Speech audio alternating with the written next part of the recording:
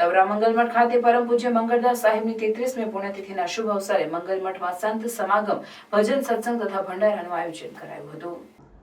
ભરૂચ તાલુકાના તવરા ગામે પરમ સલીલામાં નર્મદા નદીના કિનારે આવેલ મંગલમઠ ખાતે મંગલમઠના સ્થાપક પરમ પૂજ્ય મંગળદાસ સાહેબની આજે 33મી પુણ્યતિથિની ઉજવણી કરવામાં આવી। આ કાર્યક્રમમાં કબીર સંપ્રદાયના વરિષ્ઠ સંતો મહંતો ઉપસ્થિત રહ્યા। આ પ્રસંગે સંતો મહંતોએ જણાવ્યું કે પરમ પૂજ્ય મંગળદાસ સાહેબ તવરા ગામને મંગલમય કર્યું છે। તથા મંગળદાસ સાહેબે કરેલા કાર્યોનું વર્ણન કર્યું। સાથે જ તવરા મંગલમઠ ખાતે સમગ્ર ગુજરાતભરમાંથી પધારેલ કબીર રસ સંપ્રદ સંતો મહંતોએ મંગળદાસ સાહેબ એક પ્રખ્યાત કથાકાર પણ હતા, તેથી તેઓ અનેક સંતો અને તેઓ સાથેનો અનેક અનુભવો થયા હતા તેનું પણ વર્ણન કરવામાં આવ્યું હતું।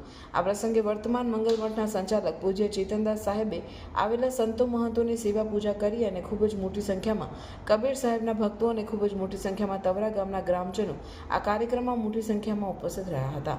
આ પ્રસંગે મહાપ્રસાદીનો આવેલ ભાઈ બહેનોએ લાભ પણ લીધો હતો।